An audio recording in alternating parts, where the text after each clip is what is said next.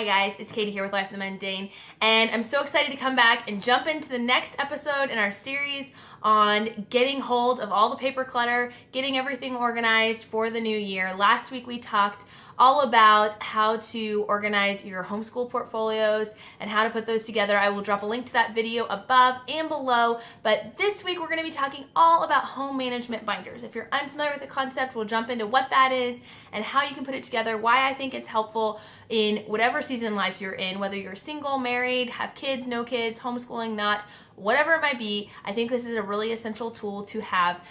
If you want to catch the rest of my videos on taking hold of paper clutter, getting things organized, make sure you subscribe to my channel, and every Wednesday in January I'm posting a new video on helping you organize those papers. So let's get started.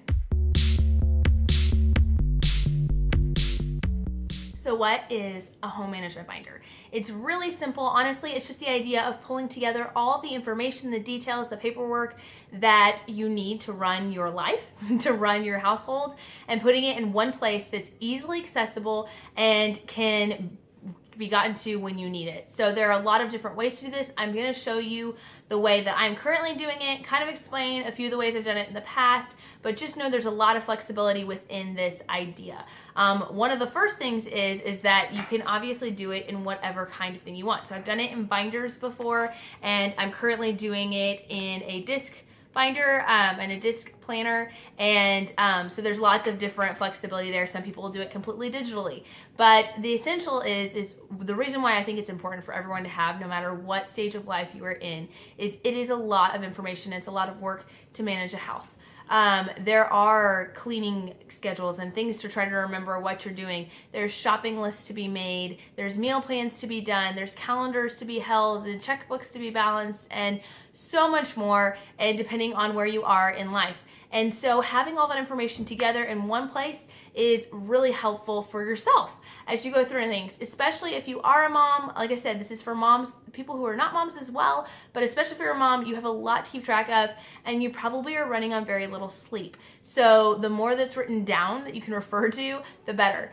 Another benefit to having a home management binder if you are a mom, especially of girls, but even boys as well, is I think it's a great training opportunity to be able to walk your kids through the different steps to managing a home and helping them learn to organize these thoughts. If I had learned this before going out on my own and getting married and having kids, I think it would have been really helpful, just a helpful skill to learn how to manage all of this information and how to manage all of these responsibilities. So that's another big pro as well. And the final thing is it just helps cut down on the clutter in your house. If you find you have papers everywhere, bills strewn all over the place, and flyers for school events, and memos and shopping lists and everything like that, this keeps it all condensed in one place. It's going to keep the clutter down to a minimum, and the information that you actually need is going to be easily accessible. So those are kind of some of the benefits and the reasons why I think it's really important to have one. And now I want to show you guys how you can make your own. So the first thing that you want to jump into is supplies. You need to gather the supplies you need, and part of that is deciding how you would like to format your household planner. So you can do it, like I said, you can do it in a binder. For a long time, I've done it in a 3-ring binder, and that has worked great for me. The disadvantage to this is to have a calendar inside of it, which oftentimes a lot of people like to do.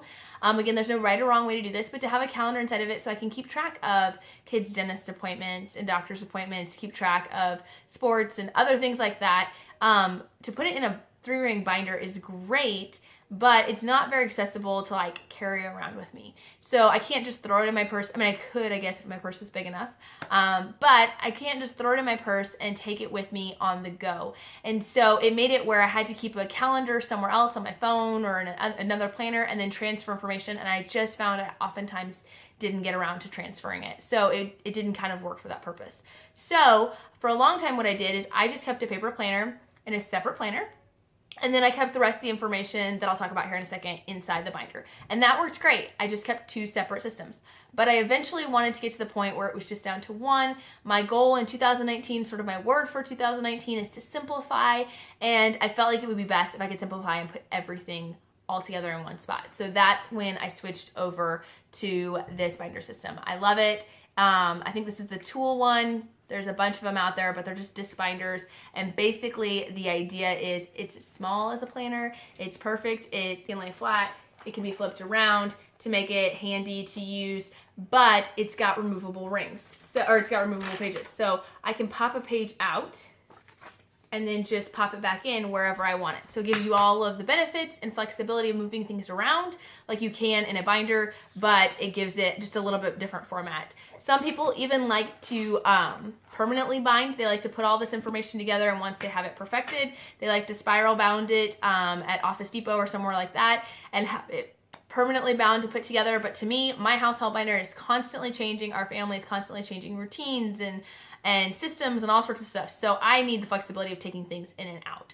So just think through what would work best for your family, try it, and then adapt. It's okay. You most likely, the first time you put this together, it's not gonna be perfect. You're gonna have to use it and adapt as necessary, and that's fine. So, so I'm gonna show you kind of what we've done. You'll want to pick what you want to put it in. Links to some of my favorite supplies down below. But obviously if you're using a binder, you just need a 3-ring binder. You need some tabs, maybe page protectors. One of my favorite things to get comes to the 3-ring binder, if you're going to set it up with a 3-ring binder, is to get some of these baseball card sleeves. So, or business card sleeves, either one, they're the same thing. And to have those included in there. If I could find some for this size, I would totally add it into mine, but I haven't come across it yet. So right now I just have a sleeve with a zipper that does the same purpose. So what do you put in your binder?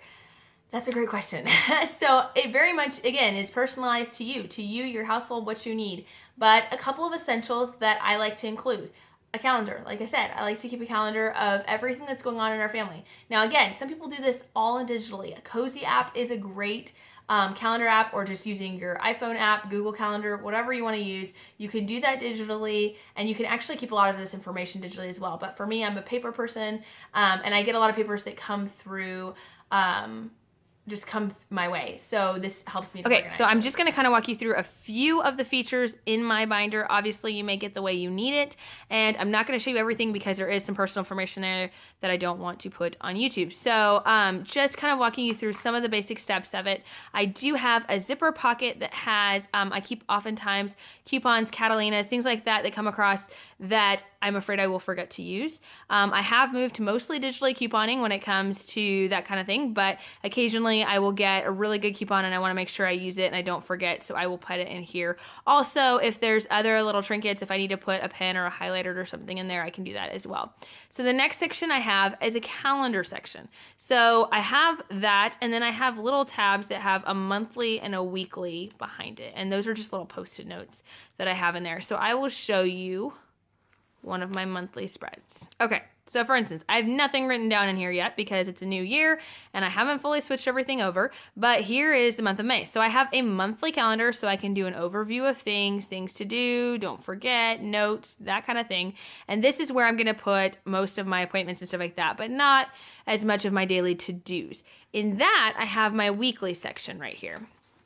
And I have this printable that I will link below if I can find it all. But these are a lot of printables that I have found for free or very, very cheap online. I will post links to some of my favorites, but I basically have a weekly roundup for the week. So I have things that are most important, special cleaning needs, shopping lists, what's for dinner, events, don't forget who to contact, and things to do. So I just like kind of sitting down usually on Saturday or Sunday evening and just kind of jotting out just an overview of my week, putting whatever's on my monthly calendar in here, but also putting things like to-dos, like needing to run so-and-so, run an errand to drop something off for somebody, or things that are not scheduled times. I like to have those written in here as well. So that's kind of what I have in that monthly or in that weekly section.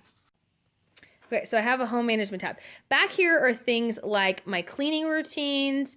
I have a list of the kids' chores that they're currently doing. And then we try to rotate chores at least once every couple of months just so they don't get bored and also so they learn different skills. And so I keep track of their just pieces of paper written out of the different chores and kind of me working through what the next rotation of chores are going to be. I also have in there a tab for shopping lists. I have printable shopping lists that you guys can see in my meal planning video that I put in there. And so after I've done my meal planning, I will write out my shopping list and have it in here, and I can easily take it with me.